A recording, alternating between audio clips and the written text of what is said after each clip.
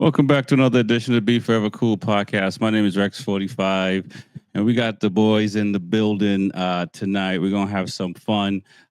First round of World Superbike just happened. I can't wait to jump in and talk about that. We got MotoGP starting this weekend coming up. I mean, for some of us, it might be heaven, but let's find out for sure. Welcome, Cheetah, man. Welcome back to the show. How you doing tonight, man? Man, I'm doing phenomenal. Rex, how are you? Pretty good. It seems like you, myself, and Lewis got the memo on the black tees. Yeah, man. Hey, that hat looks fly too, man. That's a good looking hat right there, bro. Thank Lewis, you. I'm trying, man. I'm trying to be like these two other guys we're gonna bring in. How was your week, man? How's Atlanta, man? Week's great, man. It's always a good week when we got World Superbike. We watched that. So great week so far. All right, man. We're gonna get ready to rumble. Let's keep it going with the one and only Luis Ortega from Dainese, the real Luis Ortega. Yeah, don't get it confused. Man? The fake one, man. What's going on? How was your weekend? Man, my weekend was pretty good. My daughter plays tennis, so I was at a tennis tournament this weekend. Nice. And I got to watch her play. So that was good. Weather was a little bit chilly for me. I was looking to start a fire, but I don't think that went over at the tennis club. How things in North Carolina, man? Things are good. It was a good day today, nice and warm. This past weekend, I was actually down by you. I was in Orlando visiting my family. Okay, that's what's up. Just for a couple of days, came home, worked today, went down to the racetrack and got to watch other people ride, which is always not fun, but it's never fun watching. It's never fun. No. I know some people like to do that, but now did you see a lot of bikers coming through to go to Daytona on that side in Orlando? Not yet, but I'm going to be down in Daytona the 6th, 7th, and 8th. So okay. I'll be there for like the main days of like the road racing. Yeah. And usually that weekend is pretty packed, but we'll see. I mean, last year was a pretty good turnout. I think it'll be a good turnout again this year. All right, man. We're going to talk about a lot of turnout because a lot of that happened in World Superbike. Last but not least, Track Stars. Welcome back, man. How you doing? How is NY? Listen, everything was great, baby. Everything is great when you take the turn like this and you just. We're gonna have to talk about that because that hoisting of the crown may be a little bit premature. If you ask some people on social media and out in the world, man. How's your week, man? How's NY? Yo, NY is good, man. We getting that nice warm weather back. So maybe it's time you turn these bikes on. Look, they're saying hi to y'all over there. You see in the background. Oh man, it's gonna be a good show, baby. I just put it on back there. I don't know how, just to remind y'all what the weekend looked like. Plausible denial, man. I like that. I don't know how it came on. It's just on. Let's bring the gang in, man, because it's a lot to talk about. All right, so man, World Superbike happened this weekend, and before we get into the winners, I'll ask this question for you guys watching because I don't know how obsessed you guys are, but I was up at 10 o'clock on the Friday nights and the Saturday nights trying to watch the race. Did you guys have any issues connecting to the website? I did not. No, I did not. None. You must have taken that detour through the Moto America base site to World Superbike. The server ran through that. Yeah, you ran through the Moto America portal. It must have, man, because I had to watch it in replay for some strange reason.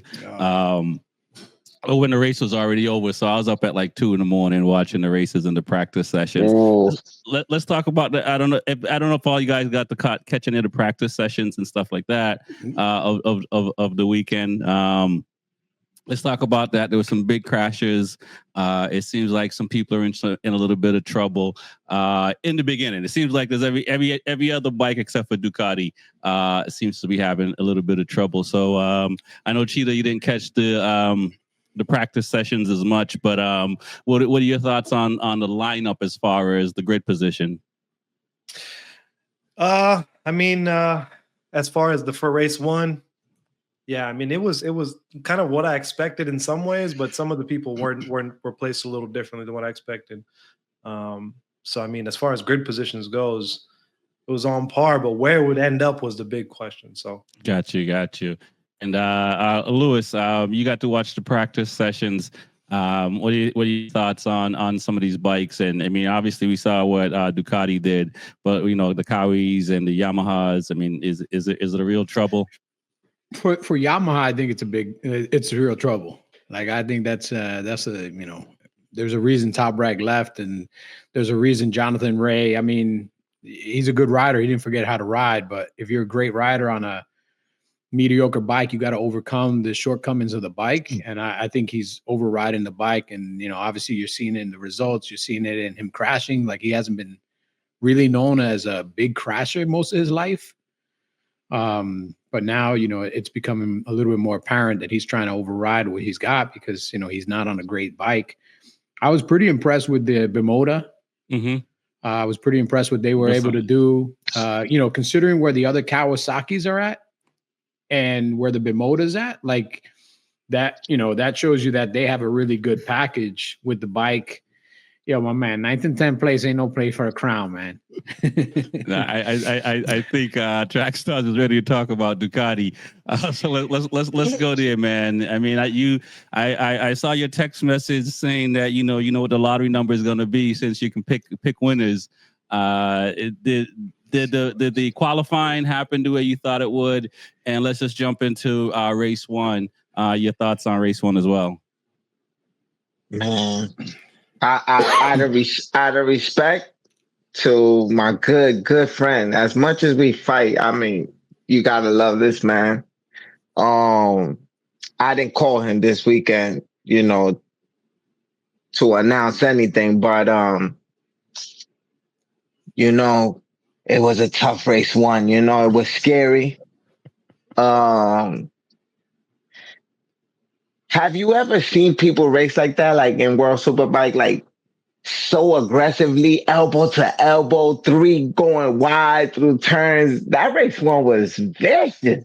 Yeah, I would say that. I mean, I'll hear Cheetah's thoughts and Lewis' thoughts, but I give my thoughts on it. But I felt like it was a bit aggressive not for the Ducati riders.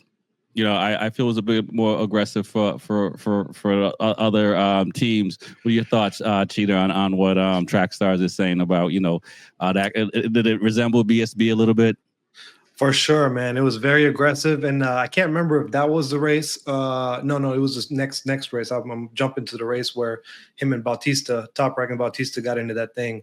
That wasn't race one, was it? Yeah, it was race one. It was race one, and then Bautista crashed out eventually. Gosh, but that was intense, man. It's intense. Yeah. And what's that mean? Was that just Toprak trying to stay on the tail? You know, was that, you know, a lot of everything going on? Is it just he's feeling the pressures? We saw a statement made by him later, which we'll get to. So right, I was going to say, yeah. I mean, you know, yeah. Go ahead. No. I mean, that's it. I'm very, very aggressive racing. Yeah, and I don't know where that's coming from, but the first race of the season, probably, you know, just a judge. Right.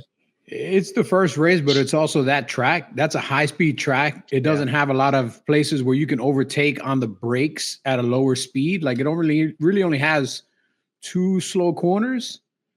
Everywhere else, you're passing on the gas. And, you know, you're going around the outside. You're trying to go around the inside. Somebody goes a little wide. You're going to try to slip that credit card in there between the rumble strip and their front tire. Unfortunately, that's the kind of racing that happens at that track specifically. Just because, again, there's only 2 places where you can kind of pass on the brakes. And even there, you gotta make a lunge. It's, you know, nobody's going to leave the door open for you. But if you look at the history of that track, even in MotoGP, that track usually equates to some really good racing until like they spread themselves out. So for the first few laps, it's tight. And then as they spread themselves out, they naturally get into their positions. They start getting into that little rhythm. And then it calms down a little bit until the end, when maybe they bunch up a little bit in small groups and they're all trying to get that extra grid position, that extra position closer to the podium. I didn't think it was overly aggressive, but I think there's definitely some people, again, outriding the machinery they're on. So they're trying to do more than they probably should just to try to stay on the tail of other bikes that are working better at that track. Right. I'll say this. I know what you mean, Lewis, as far as the aggressive. I think it was a little bit, but nothing crazy like BSB. Mm-hmm. And to go back to, Top Rack and at the start of the race, it sounds like there's some issues going with the 2025 BMW, and I think that's what's probably showed when he ran wide and ran off the track. Ran off the track, and Bautista had to go off the track as well because he was on the outside as well, and he had to check up. And unfortunately, Bautista took the brunt of that because he crashed out later trying to make up time, which is unfortunate for him. But you guys, let's talk about the Ducati and what they did. Last week we said Redding had to show up, and it looks like he's showing up. I won't say he's fully there yet, but it looks like he's showing up. I saw some things from Top Rock saying, it's like the Ducati Cup. What are your thoughts on them Ducatis and how they ran? It seems like there's only two that didn't finish in the top 7, 8. You're talking to me? My bad. Yeah. My bad. I'm saying because Trackstars was ready to go.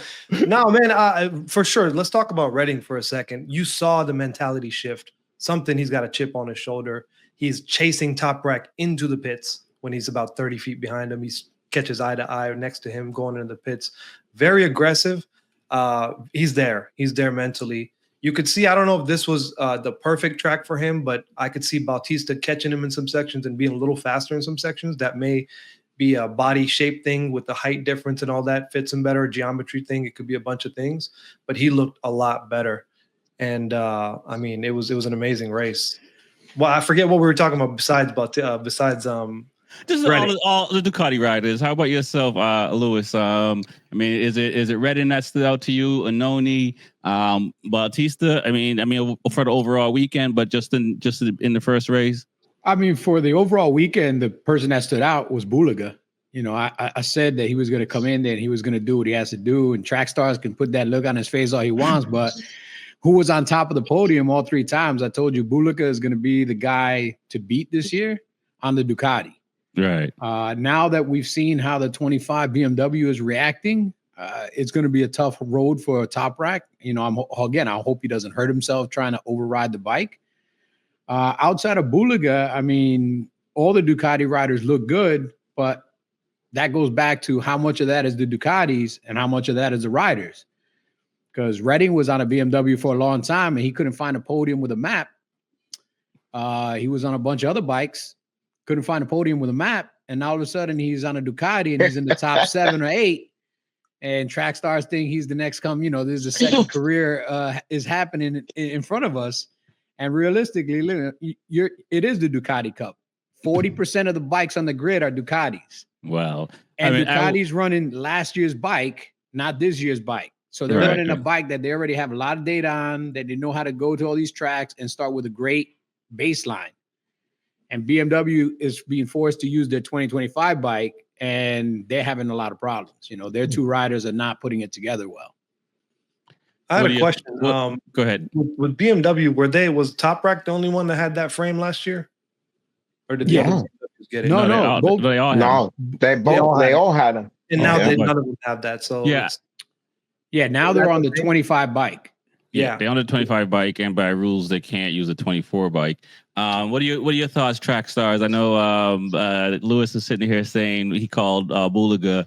It's incredible what Bulaga did, and kind of expected because of where he left off. But the other Ducatis and race 2 was a lot closer.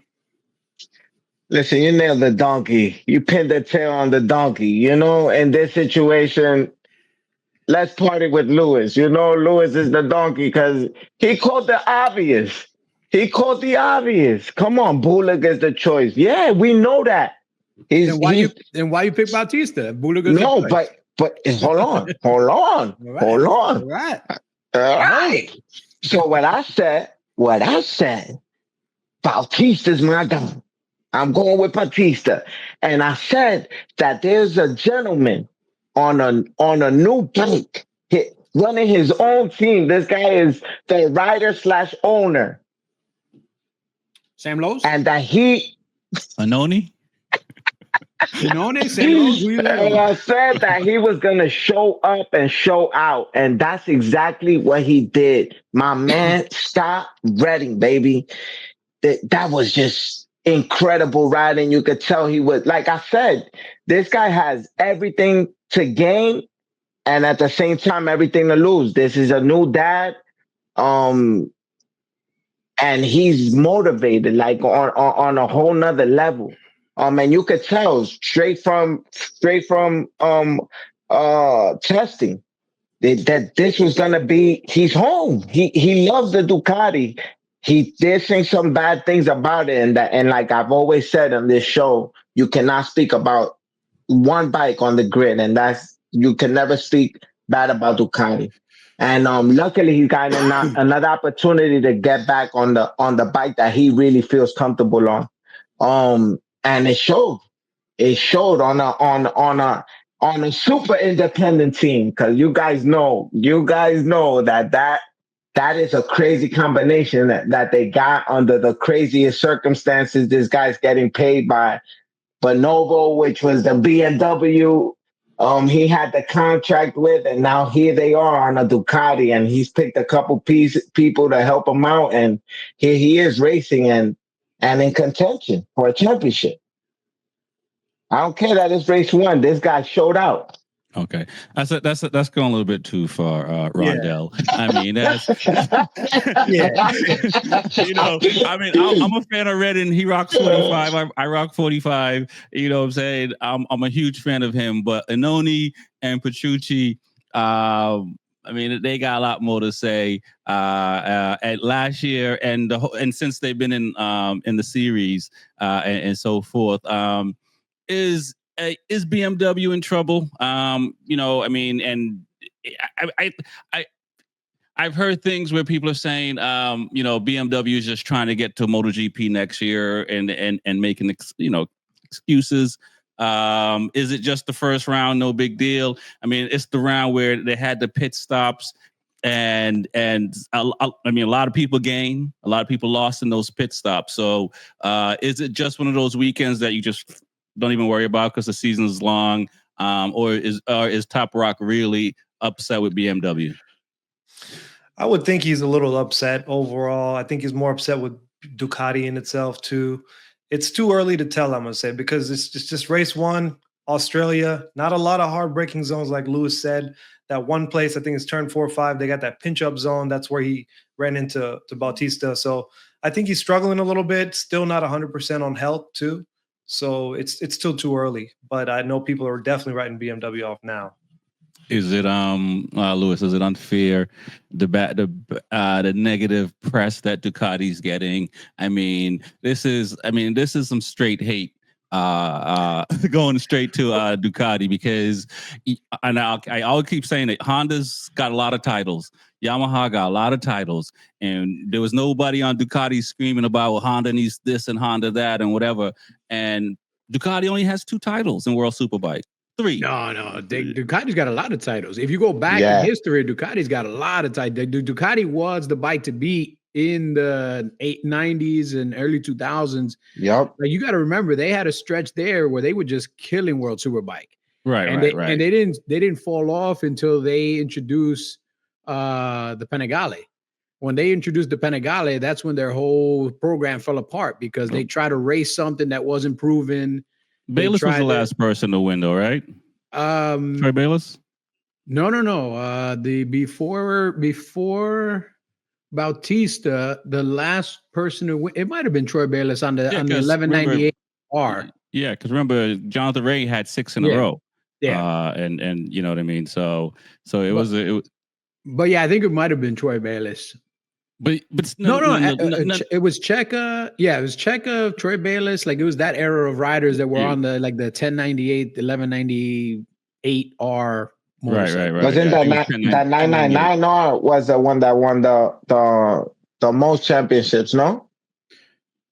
The 9 series, like the old 9 series, won a bunch of championships as well. The 99R was like pretty undefeated, even though you couldn't sell that bike if you sold 2 for the price of 1 because nobody I liked will buy one.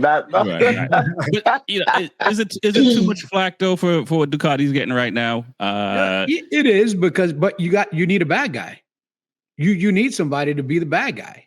You know, if you're a fan of any other manufacturer, you got to point your finger, like Tony Montana says, say that's the bad guy. You need a bad guy. Gotcha. And unfortunately, you know, the thing with Ducati is that, you know, they've got 8 bikes on the grid. So it's almost 40% of the grid of Ducati. So they're kind of replicating what they've done in MotoGP, but they're also bringing the best bikes to the grid. So if I'm going to start a team or I'm going to go into World Superbike and I want the opportunity to win, do I buy a Honda? No.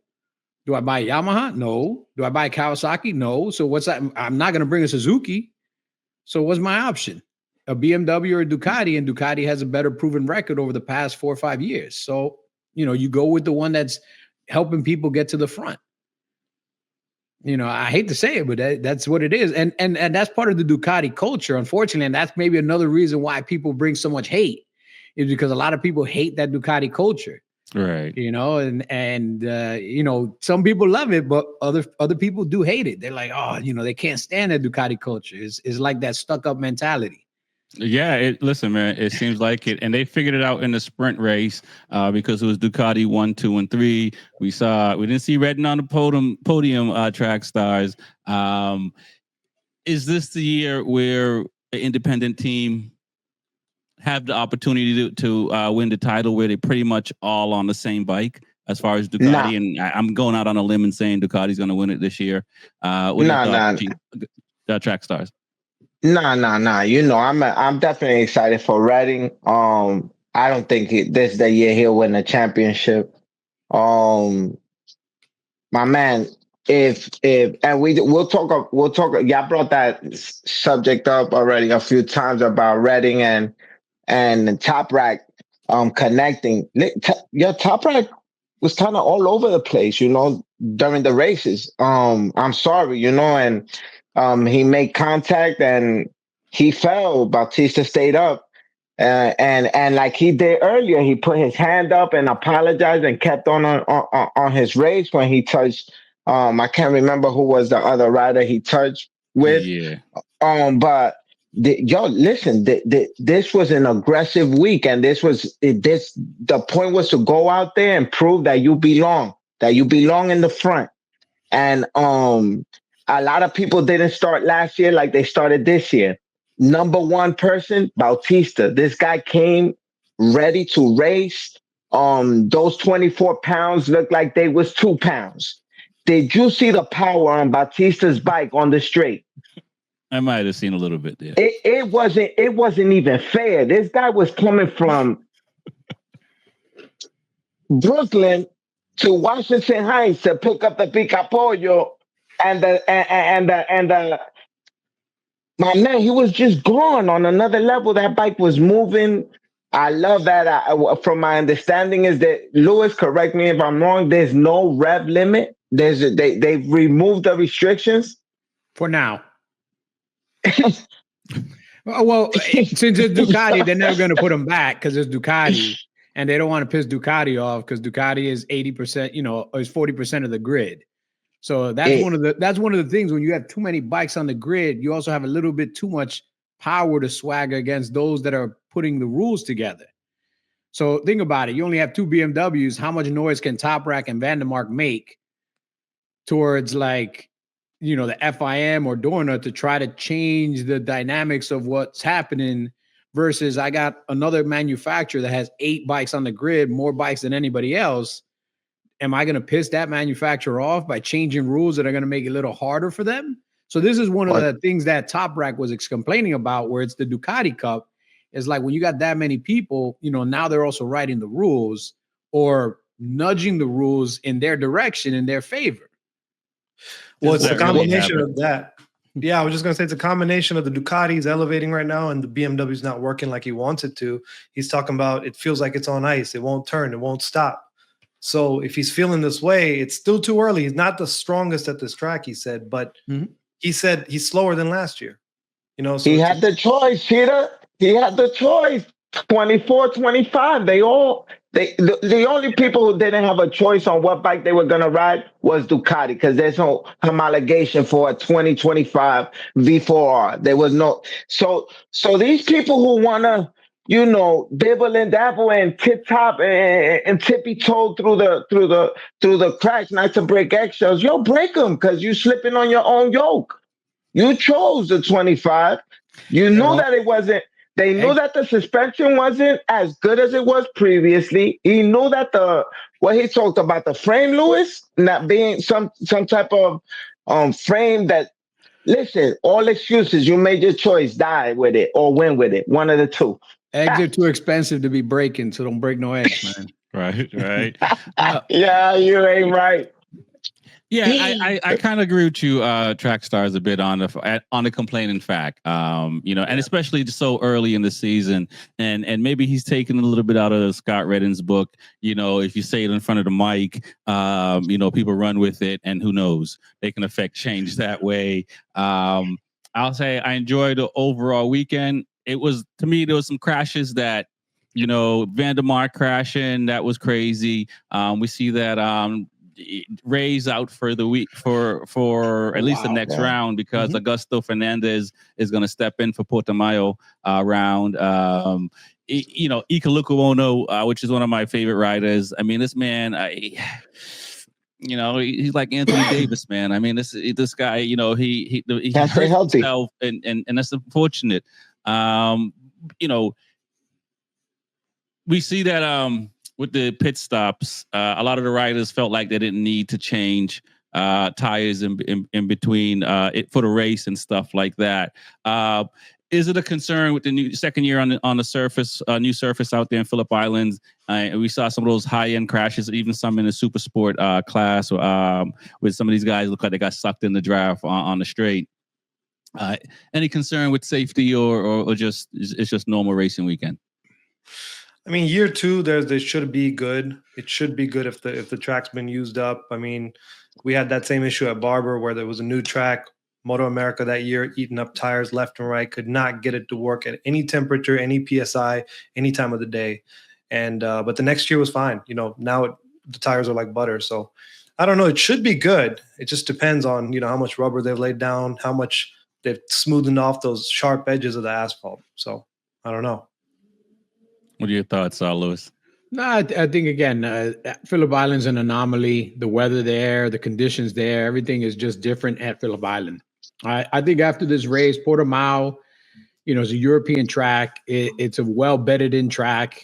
I don't think they're going to have any problems. I mean, Pirelli always brings really, really good tires to every series that they're in. So I don't really give it too much thought. I think the next round will start to kind of answer some of the questions that are left unanswered from Phillip Island. Because again, the dynamics of that track probably suit the Ducati better than any other bike.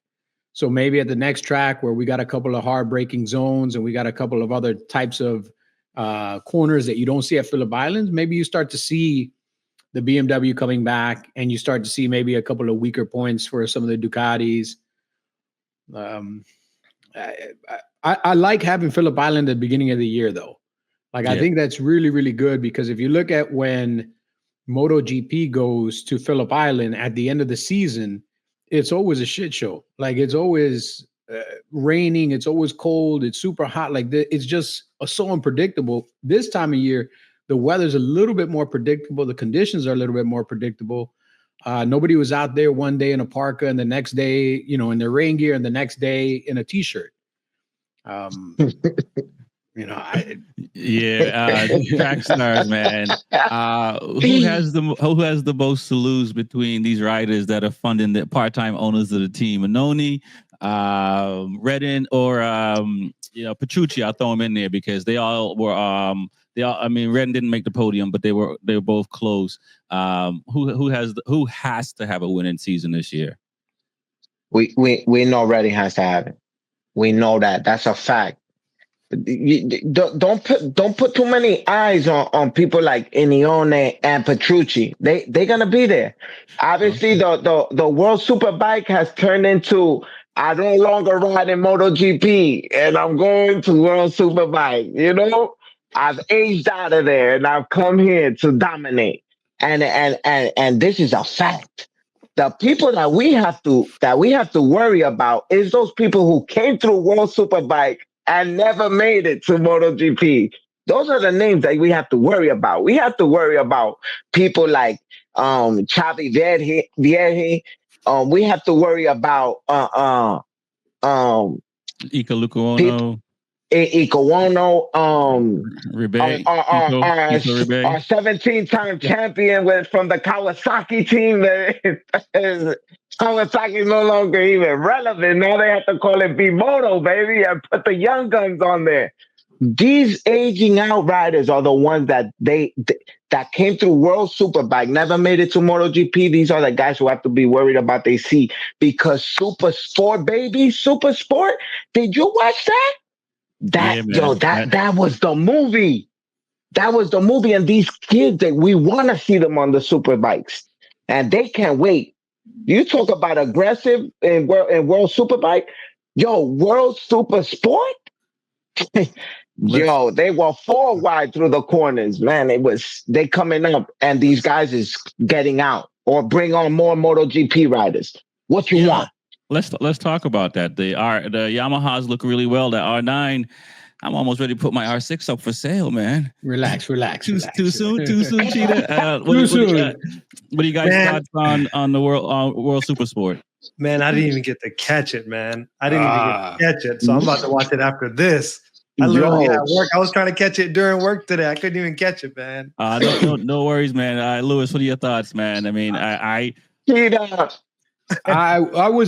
I'll be honest with you, I was surprised. I'm not gonna say I was fully surprised, but I definitely was surprised by the performance of the R9. I mean, one of the things that you didn't see in the background is that both of the factory R9s also blew motors. Yeah. They didn't, that's not the part you market. You market the fact that you won the first race of the year on a brand new bike, which was great because Manzi won the last race of last year on an R6. Yep. Won the first race of this year on an R9, and then then had his weekend. I was impressed, man. I was impressed. I was really, because I was worried. The R6 just has so much history and so much development. I mean, it's been the bike to beat for years and years and years. I forgot what year it was, but there was a year where I forgot his name. He left racing for a while. He came back. He got on 2-year-old R6 and won the championship. Kyle Crutchlow. Okay. Going back. He left for 2 years, didn't ride. He went and bought the package, or somebody from the team bought a winning R6 package from like 2 years earlier, and they went and raced it and won the championship.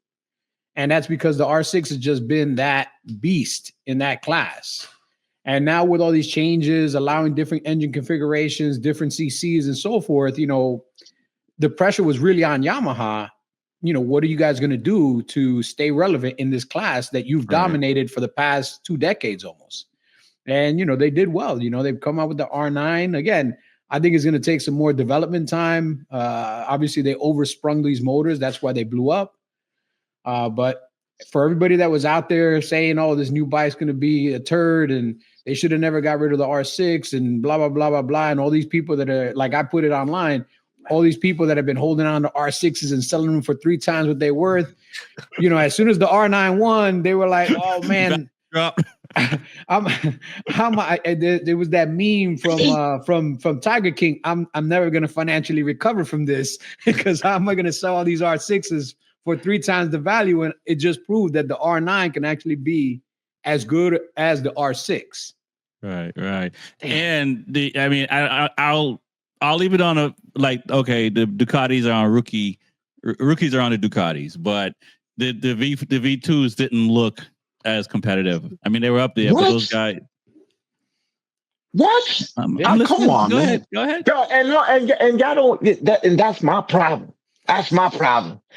That since the V2 name didn't change, right? They obviously still on a 959. You know what I'm saying? They must be on a 959. So there's no new V2 on the grid, right? No. Yeah, that is a new V2. Just like there's a new R9, there's a new V2, my people. Just in case you're watching the race and didn't understand what was going on. Last year. They're running last year. Yeah. Yeah, they're running last year V2. They're not running this. They're not running the 25. Yeah, You didn't give you the notice, bro? Yeah. And, I didn't even notice. And a Triumph 1 race 2. And the Triumph, with Tooth, with Booth Amos. That got, listen, from race 1, right? Because the race 1 dictated what was gonna happen for race 2. That kid on the Ducati Schroeder? Masia. Masia. Luca Masia. Jeremy Masia. Yeah. He came out from Moto 2. This kid, if he didn't crash,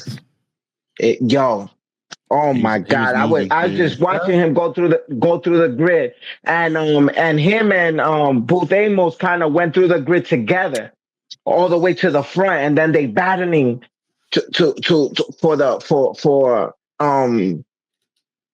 trying to get to on the podium. Incredible.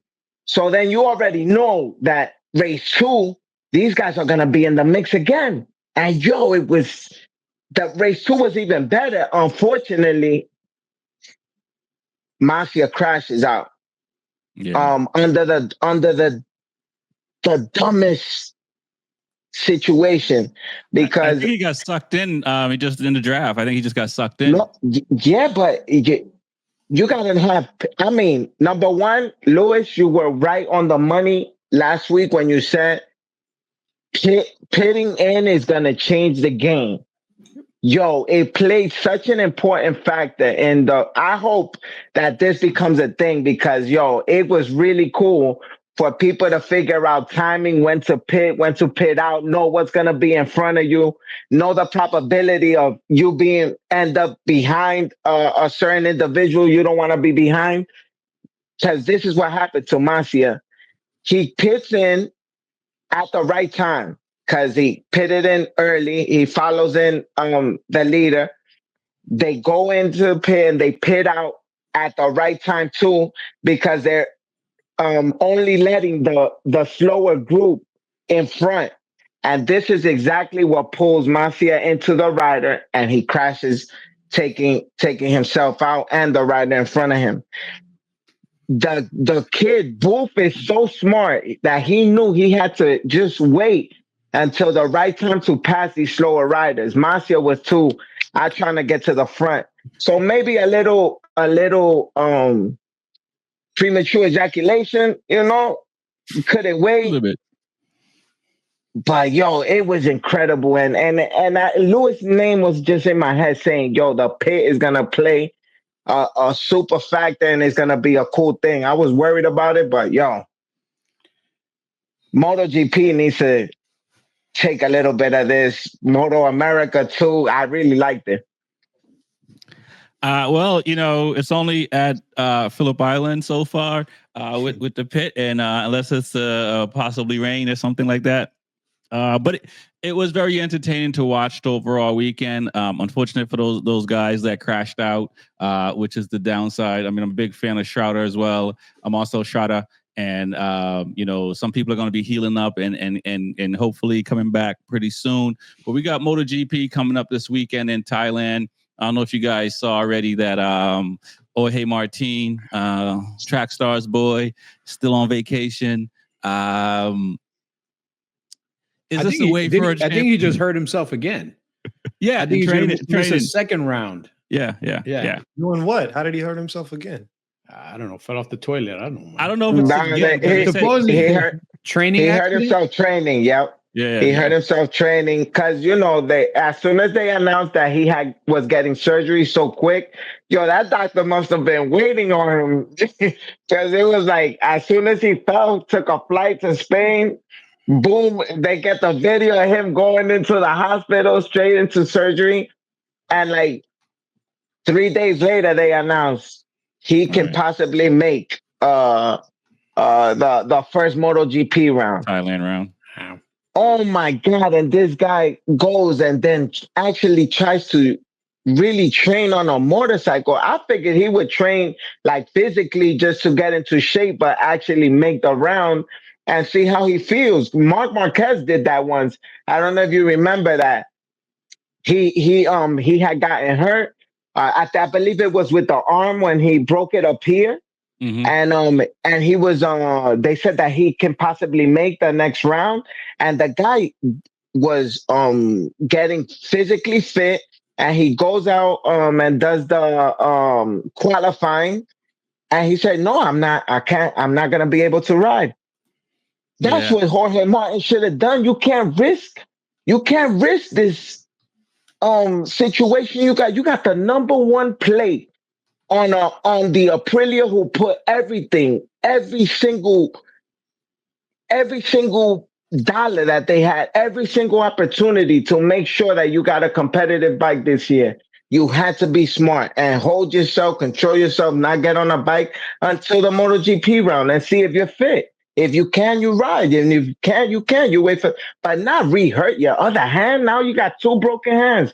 Remember, he had two broken feet. I'm not doubting him being able to recover and put this bike in contention again, but you can't do this. This is crazy. Yeah, it's not a good look for a champion to start the next year and be hurt. We talked about this last season and last MotoGP season, where we saw Jorge made mistakes that were costly, and it seems like to his own doing. Is this, and again, a young person in his shoe, I'm sure he wants to prove the world wrong, Ducati wrong, everybody wrong, that they got the wrong guy. Is it just him just doing too much too soon? And like Trackstar says, he, we see some NBA players, I don't want to pick on the NBA, they get hurt in preseason and they're taking off 4 months. You know what I'm saying? We'll see after the All-Star break kind of thing. What are your thoughts, Cheetah? I know us motorcycle guys, we ride if we can twist the throttle, right? So there's something with that, we get on the bike if we can get on the bike, that mentality. But should he take a step back? Look, man, I'm glad they got bidets in Europe, man, because I don't know which hand he's gonna wipe his ass with now for the next few weeks. You know what I'm saying? So it's like this guy really has pushed too hard on that Sepang test, but I was unaware of this new left hand injury and that's tragic. And if he has to get surgery for that, surgery or not, if it's a fracture, it's a good few weeks, 4 to 6 weeks of healing before you can even get back on it. So he's doing too much, man. I give him the doing too much stamp for this one. It's too much. What are your thoughts, Lewis? Same thing. The one difference between motorcycle racing and other sports is like we don't have a 125 game season. We can't take every fifth event off, but we have gaps of time between races. And hopefully that usually is enough time to heal from most injuries. But when you start breaking bones and getting surgeries and things like that, and then you re-break them and you're trying to train, you're just really going to hurt yourself. I mean, Mark Marquez is living proof of that. Some guys can come back from an injury and ride well and everything, but I think for somebody his age, he should be thinking about a little bit more longevity and stop worrying about that number one plate. At the end of the year, he's not going to have that number one plate. It's not going to be on his bike, man. It's going to get peeled off his bike and it's going to get put on somebody else's bike. At the end of the year, it's not going to be on his bike. So understand where you are in your career, heal up. You got plenty of time this year. You're going to be able to ride. You're going to be able to race. You might even win a few races this year. And then, look for building off this year, understanding the bike this year, developing the bike this year. But, he's not, at the end of the year, he's not going to be racing for the championship. He might, if he's lucky, he'll be in the top 6. Yeah, I just wanted to add, because like the bone breaking thing is no joke. Yeah. I was talking to my orthopedic. I broke my hand a few weeks back, 12 weeks ago. I broke my foot last year around the same time. So the doc was telling me, the orthopedist said, you heal up in 10 to 12 weeks, you can start doing your activities. But a year from now, you take an x-ray, it still looks broken. Yeah. So I had that going into these sessions and I'm like, healed up, but what happens if I land on that hand again? And I'm not even racing for money. This guy's an asset. So I hate to see that, man. He should have toned it down a good bit there. Me and Lewis, Yo, we always talk about this. He says LeBron James could never race a motorcycle. He could never, because you know how he over exaggerates his flopping and his complaining and crying every time he gets hurt. Um, the only the and we've gone back and forth on this. He says the only people who could actually race are probably football players because they play with broken arms, legs. They play. They put a cast on and you'll see them suited up. Kobe is a good example of basketball players that play hurt. Jordan, some errors back. I don't want to, make this an errors war, but I get what you're saying with these new basketball players, these young basketball players. Definitely taking time off for toe injuries and finger injuries and European football. When you say football and American football too, European football players they get jacked up too, and they still go out there and put a lot of miles on the soccer field. Let's talk about who's gonna shine this weekend in Thailand. Then is it gonna be Bezzecchi on the Aprilia? Is it all Ducati? The Yamaha. They still turn well, right? Man, I'm going 93, baby. 93, man. That's the strong track for him. He's feeling good in red. He looks good in red. Feels good in red. I can't wait to see a good season for him. I'm a fan. So yeah. There are other options though. There are a few good potentials there. Bezzecchi, if Pecco can pick his pace back up on the new platform, there's a few other contenders, but my favorite's 93, man. I think he's gonna get this one. Okay. I believe they're using the 24 chassis and engine, I think, on Ducati. So it's going to be familiar for all six riders. So I do believe Morbidelli is going to come out on top because he got some seat time on that bike alongside Pecco and Marquez.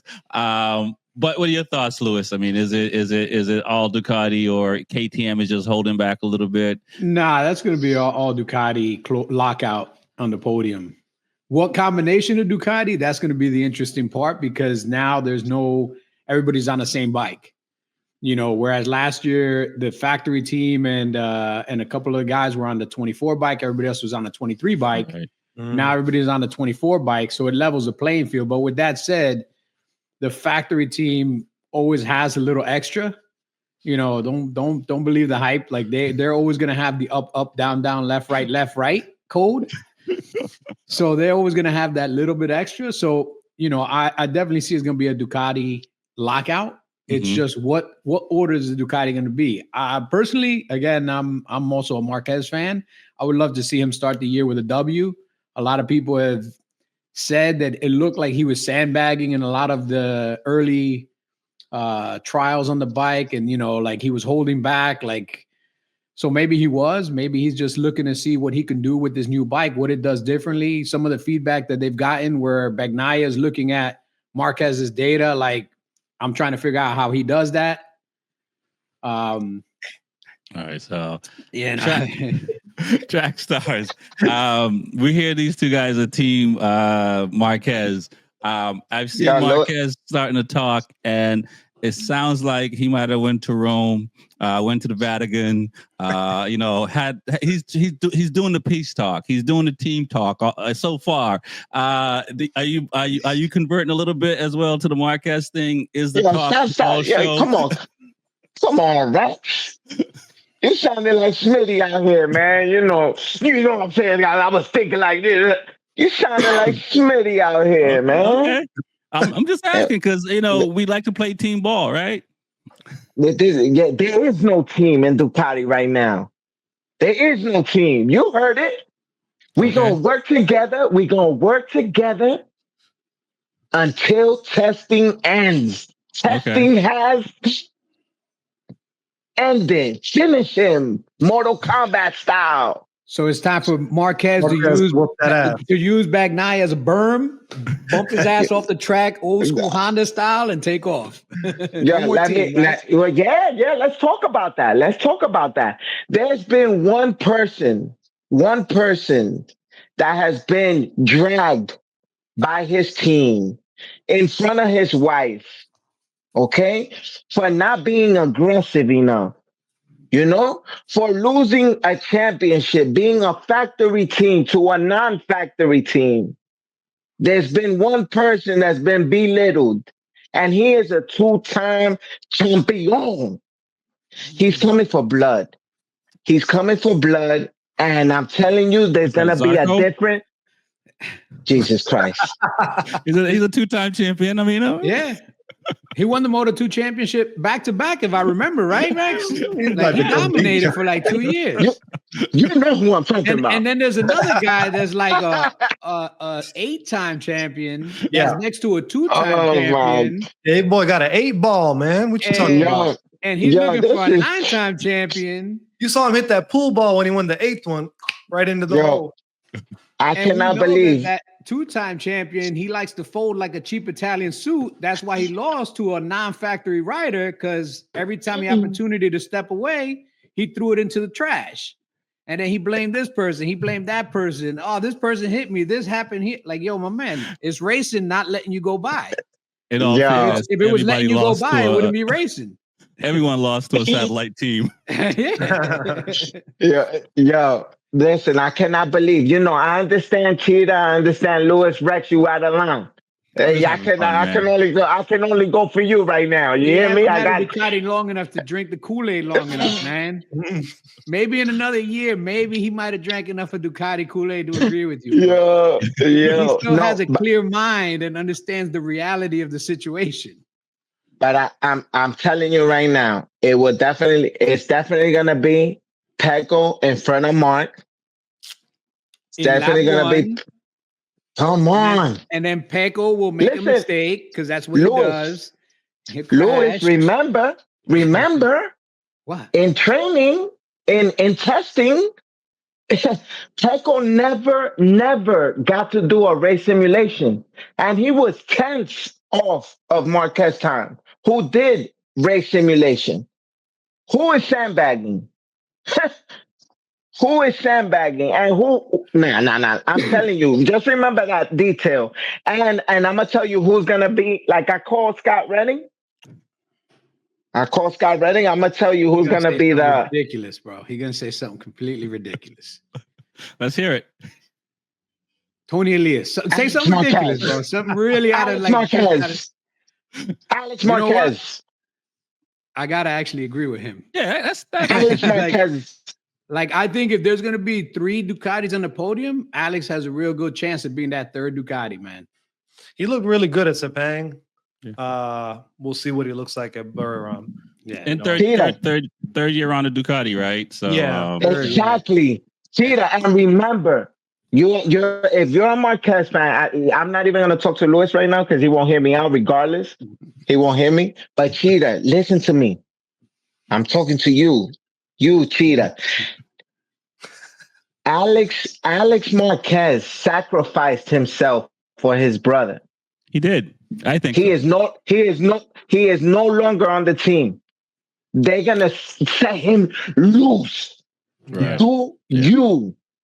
This is his year to really show out. Because you know what he wants? He wants that seat next to his brother. Right. If listen to this, and yo, I've been. Yo, I said it. I said when I said Alex Marquez is gonna go to a Ducati, and his brother is gonna follow in his footsteps. And if Marc Marquez makes it to the factory team, he is gonna bring his brother to the factory team. I'm telling you, and this is Alex's year to prove it. And you know where Pecco's gonna go? Unemployment? No, to VR46 on a Ducati, and he's gonna be the next one. He's gonna be the next. You got he had a good night's sleep, and he had a good. Somebody dream. sold you that good stuff somewhere out in the street in New York, man. That was a nice dream. Nice. That sounded good. Cheeto's talk about 8 balls, man. I think you slip back into the 80s. Yo, listen, Ducati will never have a team that doesn't have at least one Italian rider. The same way that for a year Honda always tried to keep one Spanish rider for Repsol. Ducati will never have a non-full team that doesn't have at least one Italian rider. That's That's just politics. Yeah. We've seen crazier things happen this year. Yeah, I mean, Stay tuned. I think Alex Marquez could get a factory seat, but not with not with Ducati, and maybe 2027, 28. I don't know, but not like it's going to be. They owe Bagnaia. He's going to stay on until 2027. So that's just, and I think he's already signed up for that already. So it's going to be really hard to get rid of Bagnaia.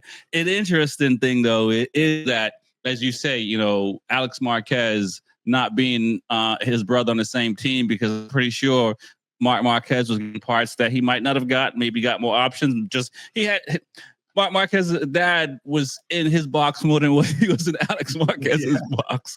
You know what I'm saying? Like, so now that that's separated again, I think it's good for Alex, and we'll see him shine. But the problem is, who's scared of Alex Marquez?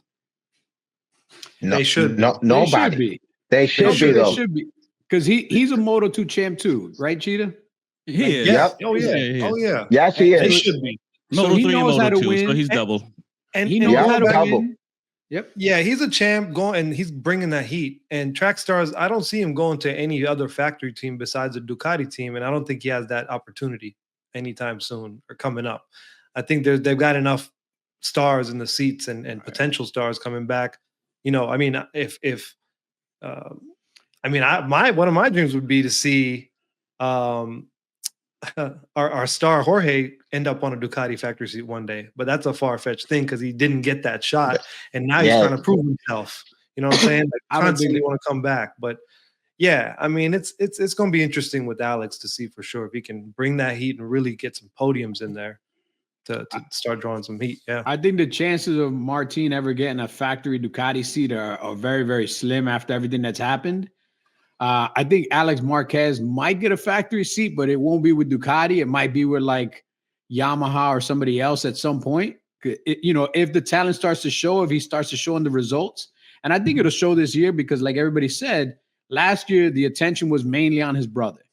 You know, all the parts went to his brother first. I'm sure his brother had the best mechanics, the best tech guy, everything. And even though he shared data with Alex, there's still a difference in the box if you got all the best mechanics on your side and all the best tech guys on your side. And then, so there is a difference, the A guy and the B guy. The A guy always gets that little bit of extra love than the B guy. Doesn't matter if it's family or not. But I think this is a great year for Alex to prove himself because, again, the first year he was with Ducati, it was without his brother. Mm-hmm. And he did fairly well, but he was new to the bike. Last year, he did fairly well in a couple of races. And I think this year, now that it's a level playing field, everybody's on the same bike, and he's the A rider on the team, he's going to get the most attention. I think this is his opportunity to kind of repeat the results that his brother did last year for himself this year.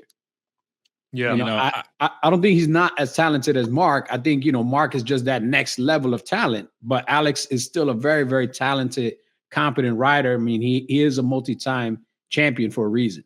Yeah, I agree with you to a certain point there, Lewis. I'm going to ask this to Track Stars. You're talking about Alex is going to be the A rider.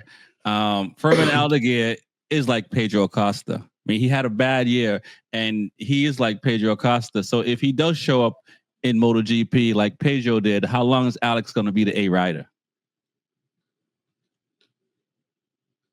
Man, that's a tough question, because they're really pushing. They're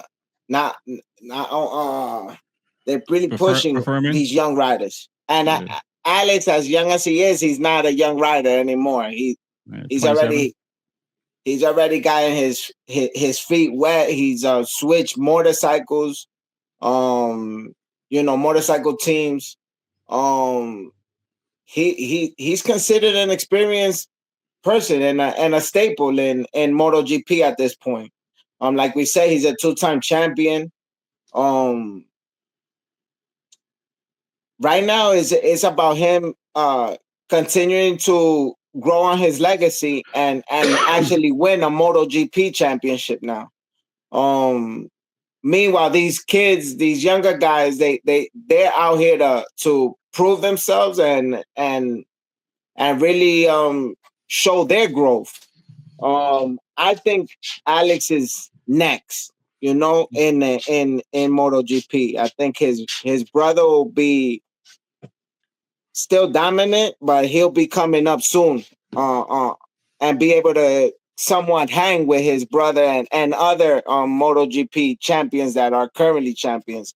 Right. Because I feel so strong about that he sacrificed himself at Gresini to allow his brother to really dominate. I'm sure there were things that were given to him to test. Meanwhile, Marquez is on the same bike that he feels confident in. To kind of Alex was his test rider in many ways to assure a championship for his brother. And I think this year now the gloves is off, and you could tell even in testing he was one of the fastest guys on the Ducati. And I'm excited to see what's coming up for him.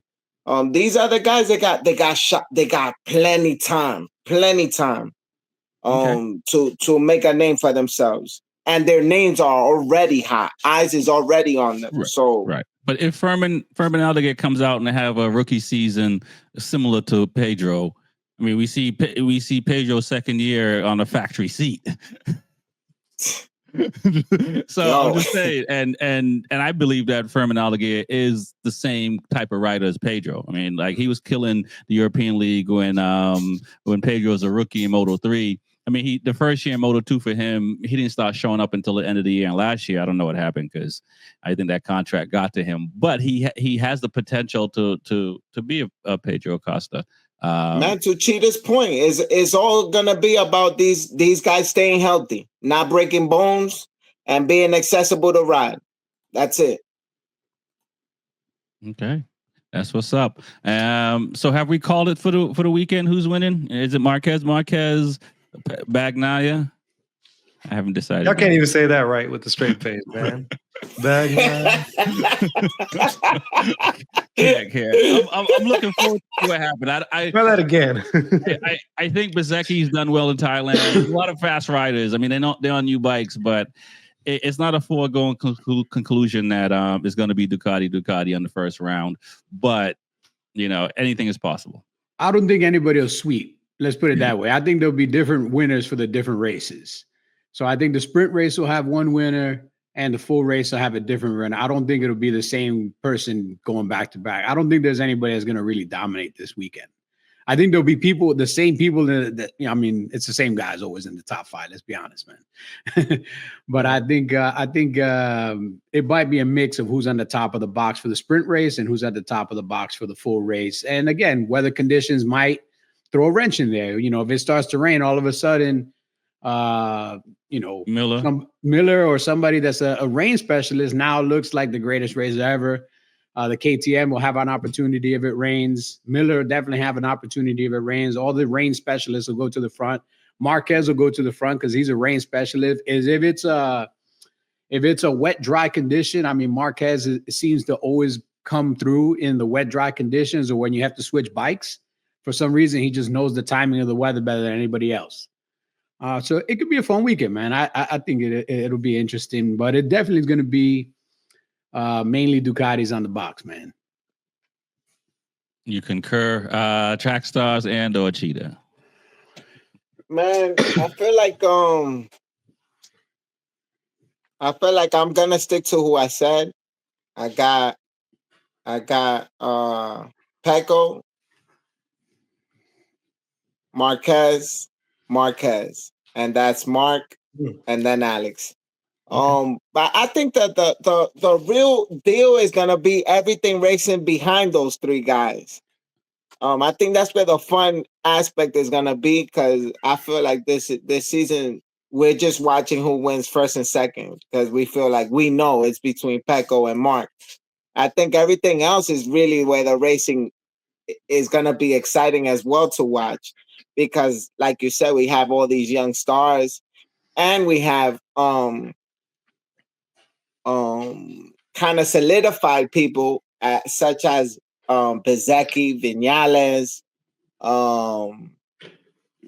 Who else could I say will be in contention? I really hope to see Luca get in the mix.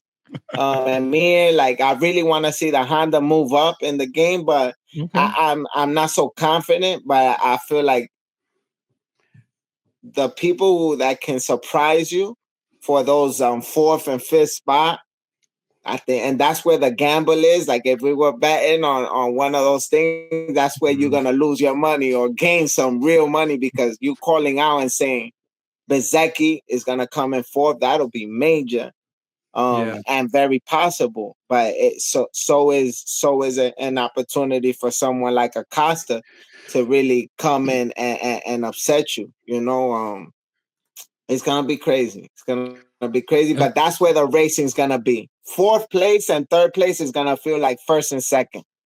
Okay. All right. I could live with that. Yeah.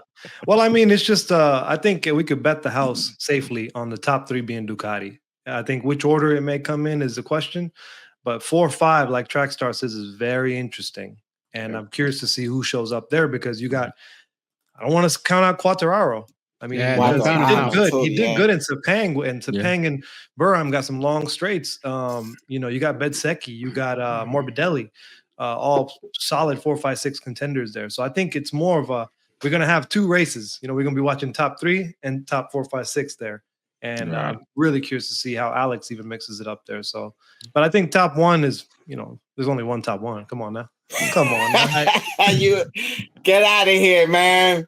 And I do think that these other teams are gonna have to, are still working out the gremlins on their bikes as well. So they're not gonna be up front like Ducati, because their bikes pretty much staying the same. Everybody else is pretty much on newer bikes or combinations and stuff. So for them, it's just who between the last testing and this first round who have sorted out the issues and so forth. And whichever manufacturer's done that, they're gonna be, you know, they get a chance to be in the top 5. Top 6, I'll give that, because I'm not going to rule out Brad Bender, Acosta. I like you said, Quartararo, Rins, Vinales got a lot to prove.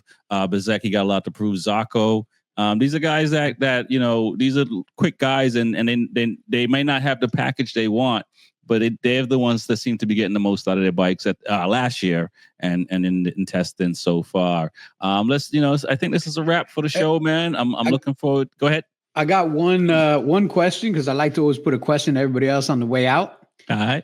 I want to know what you guys think about drama in racing, because I feel that we don't have the shit talking that we used to have in racing, because everybody wants to be too friendly with each other. And I hate to say it, but drama spices up the bowl and makes the racing a little more exciting. And we don't have the shit talking. Everybody's super friendly. Like this whole thing with MotoGP, putting all the top 3 guys in a car and recording them as they go to the podium.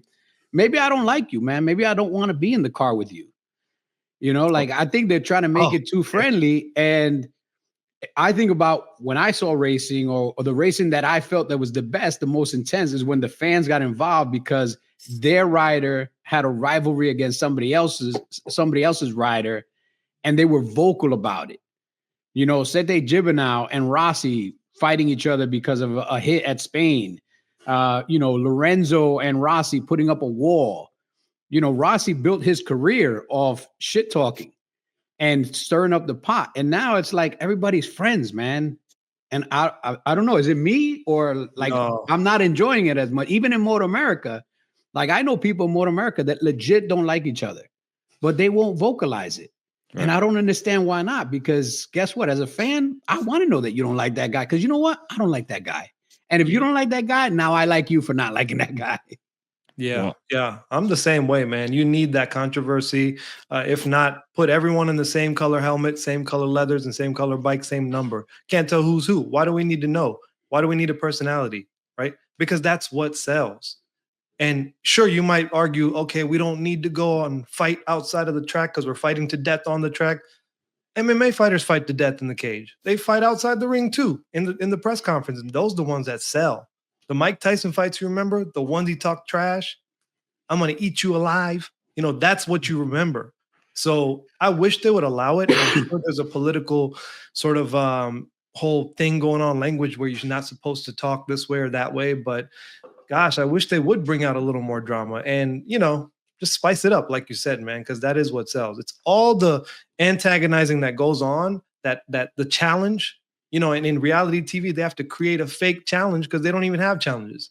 You need a challenge to make it fun. So drama, challenges, I want to see more of that. I'll let you go, track I think we're getting back to it. You know what I mean? I think right now, with what we saw transpire live on TV with I don't want to say his name wrong, Tortellino, with Pecco screaming at him, telling him, you got to be more aggressive. You cannot be this nice guy. I think that this is the beginning of them televising. Let's bring rivalry back.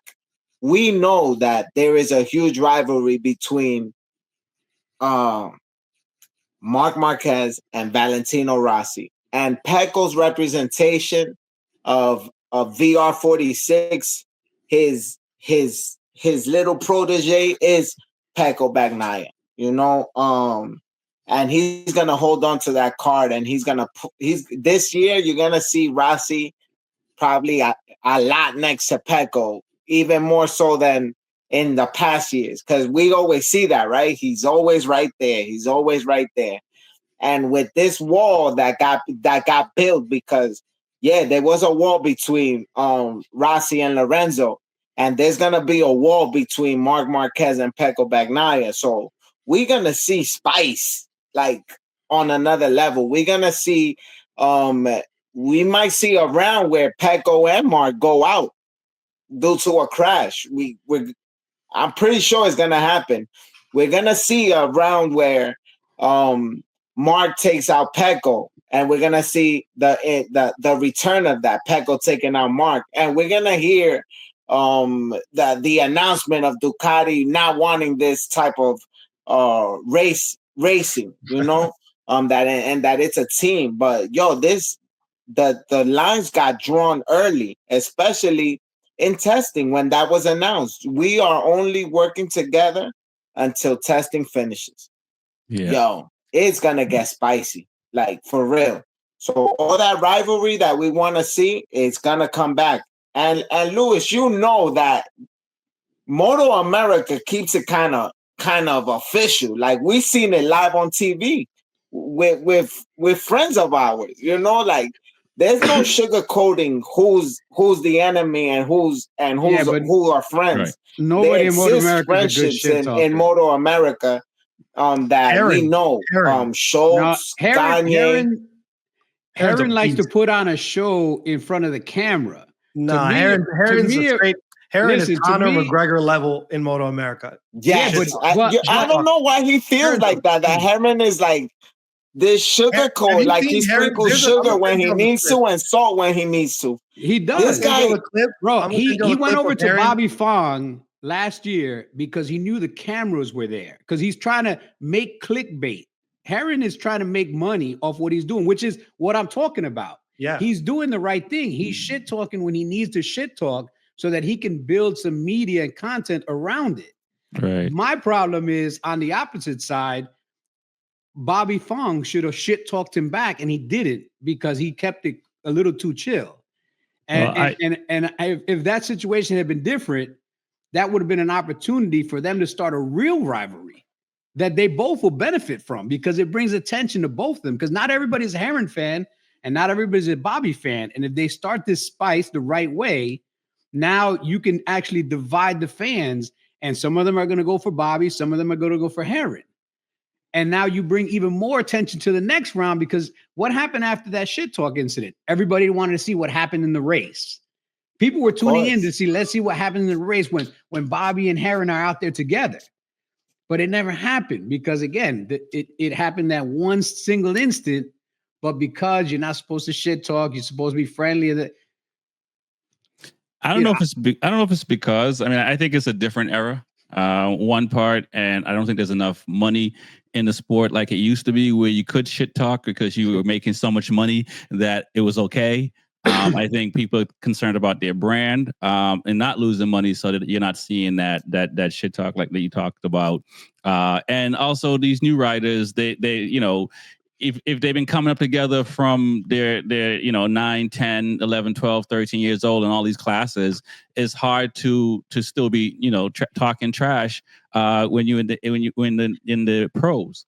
So I think and trust me, there's a lot of people racing in Motor America that hate other people's guts. Oh, for sure. I was going to say, I'm sure that, they got 16, 17 years worth of hate because they grew up racing each other and they dislike each other from when they were 15. Now that they're 32, 33, they still hate each other. Right. But that's still a different age group, right? Josh and Hayes. That's a real rivalry. Yeah, that was a real rivalry. Yeah. Yeah, but you're looking at these young kids now, the 24-year-olds, 23-year-olds, and 22-year-olds. They're coming in with a different mindset than those guys, and those guys are getting aged out. I mean, and I know we see it in. I have no problem with it in the sport whatsoever. But I think a lot of people are thinking about their money. They're thinking about their social media platforms and stuff like that. What they're going to do after racing and stuff like that. And they might be sparring when the lights go out. We don't know. But they're making sure we don't see it. Even you saw the incident with Pecco last year and Alex Marquez, and Alex was just like, you're essentially saying you're costing me money by saying, these things about me. You know what I mean? In a negative light. And Pecco had to roll that back, right? In the past, live with it. You know what I'm saying? So I think it's a different era.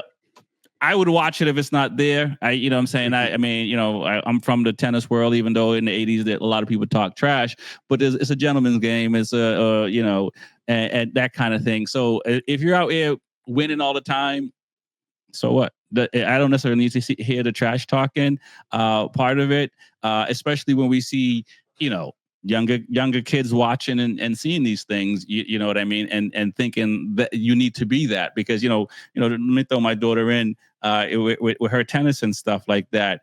You want to come on a tennis court and play like Roger Federer. You don't know if he's happy. You don't know if he's sad. You don't know whatever. He's pretty much like a robot when he played. But that's the equivalent of where you're trying to get to, because when you have that mental stability where nothing can shake you, you're gonna be one of the greats. When it's easy for somebody to talk trash and get in your head, and in this sport these days, like I've seen videos of, we'll talk about Rossi and Marquez when he used his knee to hit the handlebar and he went down in Argentina. But we've seen it with other guys, grabbing people's handbrakes on the straight because they're pissed at them and stuff like that. Granted, nobody got seriously hurt in those situations, but it's quick for you look at, I don't remember, it was NASCAR or whatever, when those riders got out his car on the track and got sucked under by Johnson there, right? Yeah. Because he was pissed. So I like it to a degree, but how do you roll it back not to get too crazy? But listen, but here's the thing, man, that the good racing sells fans, man. When you're a shit talker, good shit talkers, you still have nations. Yes. Nations start following you. Literally, you can win and back it up. Rossi ended Max Biaggi's career off shit talking and bullying him. Well, he backed up what he said. Ended him because he was able to do what he said, like Conor McGregor, talk the shit, call out the round he's gonna knock you, and the punch he's gonna knock you out, and he do it, and you're charming with it, you get away with it, and you're that bad good guy that everyone wants to root for, and some are gonna want to see fall too. But that's what sells. That's what puts viewers and everyone. And it doesn't have to be that way, to your point, Rex. But God damn it, some of us enjoy that shit. Yeah. It has to be the right balance. And how many of these riders can back that up, though? That's the thing. How many of these riders can actually talk trash and back it up? I would only say Marquez right now. Who else in MotoGP can talk trash and back it up? Yeah, on the track, not in the front. Go ahead, Lewis. I want to say something. True. I think there's a right balance of trash talk for just promoting the event. Promoting yourself and promoting, like, there's just a right, and sometimes it doesn't even have to be trash talk. It can be little subliminal things that you do that the fans pick up on, that you're calling somebody out. Like you put a patch on your leather suit that has like a little snide remark, and people know, oh, that's for this rider. Like that's for this. This week he got a special helmet on, like what Rossi used to do. He used to make special helmets to call out other riders, like the shark and the little fish. That was a calling out to Lorenzo, because he beat Lorenzo at a rain race. And it was like, yo, the shark was after me, but the little fish won, like, so there, but Lewis, there's let me ask you this, man. Go ahead. I want to ask you this because this is a good point. More we think about it, and I'm starting to lean towards Rex, because there's a lot more political aspect to this. Fighters, they fight. They don't have to worry about too much. They'll sponsor you if you're a fighter and you talk trash and you win. But in this, if you talk trash to the wrong person, like there's a chance that team may never hire you in the future. No, but that's why you never, like any rider knows, you never talk trash about a motorcycle company. You never talk trash about. But it's inevitable. It's inevitable when you're talking. Well, you can always say, like, even Top Rack is like, hey, this is the Ducati Cup. That's a moment of anger, because he's struggling on a bike right now, and he feels like he's one guy out there fighting 8. But it's not like he said Ducati is a shit box or the worst bike out there. He's just like, hey, Ducati is dominating this series. What can we done to bring them in to make the series a little more even? Yeah. But rider to rider, BMW too, by saying that. Yeah. And exactly. Listen, but we just growing up in different times right now. We're from a generation. Well, I'll say my age. I'm 44 years old, and I grew up where you had to be the bully or be bullied, and there was such a thing as having 2 bullies, but who was the bigger bully? At the end of the day, it was about being dominant and having the power. And now we're detuning our kids. We're detuning our higher ups, and almost empowering the people who are below. So there's no point of trying to be powerful. It's almost, you can also try to be complacent. And that's what's happening in sports. Everyone's getting paid hundreds of millions of dollars in the NBA, whether it's your shoe deal or your contract. When people really had to earn that, when Jordan had to earn the right to make $23 million for one season, like it was unheard of. But now the dude on the bench is making $20 million. So what's the incentive to continue to move up? Same thing in MotoGP. If we're saying, or even World Superbike, if we're saying, if you win, we're going to take power away from you. Instead of giving you more power, we're going to give the power to the class that's below. Who's the bully now? Is the bully the one with unlimited tires for race day, or is it now the one who wins only gets 4 sets? Like the competition of being mentally strong is, I don't think it exists in the playing field, and that's the mind games have to play a factor in leveling that. I will say this: I think it doesn't have to be 2 bullies. It's one love. You got to go with the Rasta way. We don't start fights, but we finish them. But it's one love. It's peace all the time, man. You know what I'm saying? Because you can move around in a certain way where the bullies don't bother you. You know what I'm saying? And you don't have to talk. They just, you move a certain way. So I get what you're saying, but there is 2 sides. There's another side that we can walk, and I think, and not we're going to go on a little bit, but like Kobe Bryant said a thing, the difference between him and like a LeBron James, where he had 2 parents. He was raised in a household with love. For guys that have a single parent house, their hunger because of how their living condition is what's driving them. So once they get to the top, what's chasing them to be great? Because you don't have the love. But when you have love, you're going to keep going. You're going to keep pushing. Because you're doing it for the love. You're not doing it because you're trying to change your life. You're trying to get out of poverty or anything like that. And so I think if people do it for the love, and that's what you're going to push yourself every day. And I think, go ahead. I was going to say, you lovely Kobe example. I love Kobe. And I think you're talking about specifically when he was in that junior league camp when he scored 0 and his dad told him, "I still love you." And when he heard that catapulted him into success in the near future. But Don't tell me he didn't create enemies. Don't tell me he didn't talk all the trash in the gym. Don't tell me to say you soft as Sharman. Oh, for Kobe sure. punched his players. But again, this is you got to be able to tap into it. And I think, Rex, you got a point. You got to have that love side. Yeah. That's what makes you the ultimate weapon. When you have that love from within, you know how to really play the other side and know when you can use it. But if you don't have love within, all you got is anger to show and bitterness and sourness. So I think you need that love for sure to be the ultimate weapon. I think your writing speaks for itself. Like your writing always speaks for itself. Your competitive speaks for itself. But then having that extra bit of personality, that thing where you kind of set yourself apart. So it's not just a room where everybody is the same. You know, you're setting yourself apart. And you don't, like I said, you don't have to go after somebody. But if somebody comes after you, you shouldn't be the guy turning the other cheek all the time either. Like there's a time and a place where, you know, I'm not saying throw hands, but you know what? I'm going to set myself apart from everybody else. I'm not going to let you ground. Yeah, I'm not going to let you come here and flex and think that I'm not going to speak back to you, or I'm not going to do something again to bring attention to the situation in a way that makes you look foolish. You picked the wrong fight with the wrong person. You know, I'm going to put that patch on my suit. I'm going to make that special helmet. I'm going to make that extra comment on the podium. It's nice from up here in the top number one step. Hey, what's it like down there? You know, I'm going to call you out when you're looking up at me on the number one. Be like, hey, it's I'm much higher up here. I didn't realize how low down number 3 is. Or if you didn't make it to the podium, be like, hey, he already in the garage. Oh, I was going to say something, but he's already in the garage. You know, man. You don't have to go hard in the paint, but you go in the paint. It's already bad when the first loser is the worst position to have. And you know what?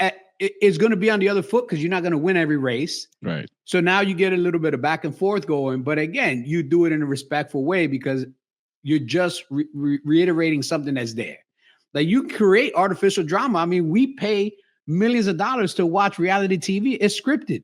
All that drama is scripted. The Kardashians, all that shit is scripted. I mean, look at our fans. Us as fans, we're watching these things, and like, say Marquez said something to Pecco, even subtle. We just read. We take it out of we take it out. And then we'll be watching them in practice. They'll pan to Marquez. They know what they're doing. They know how to create that drama. They pan to Marquez. They'll pan to Pecco, and Pecco just sitting there normal.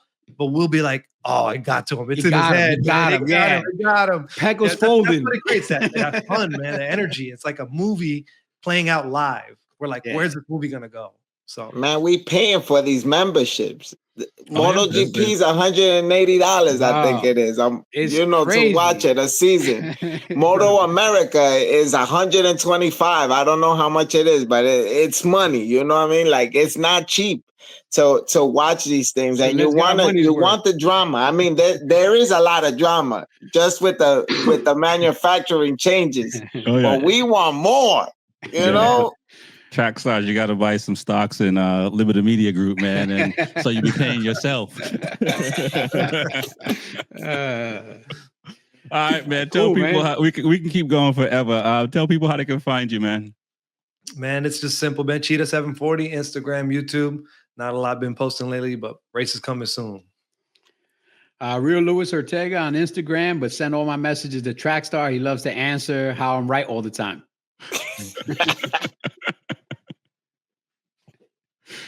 Oh man! Look at that! I shot him so hard, his camera got stuck. Right? _ STARZ on Instagram. I answer all my DMs. If you look at that, I shook him. See, this is drama, y'all. I think by now we might know his speech, but it's track stars everywhere. And if you want a Ducati, come to Ducati New York, baby. I'll pull up myself to make sure we get you on one of those nice new V2s, or my favorite, the V4 R or base, whatever you want. Ducati, I'm gonna help you get it because I want everyone on the Ducati. I want it to look like the MotoGP grid in the streets. Everyone gets a Ducati because that's how you win. I agree. I hope everyone has a Ducati. Hey, bring that Ducati to the track stars. I stay at the track. You know that. I'll show you what a Cowie will do. A little 636. The trash talking is happening. Go to Workbench Technology for all your IT needs. Go to Freedom Cycles if you're not going to New York. And New York got a lot of traffic, and they pay tolls to get into Manhattan and stuff like that. Go to New Hampshire. Lights, green, trees, and everything. You can get a Ducati. You can get a KTM. There's a lot of brands. I love Ducatis, but I love bikes. So if it has a motor and two wheels, I'm a fan. Tell them B4evaKool sent you and get that discount. My name is Rex Fortyfive. All right. Peace. Peace.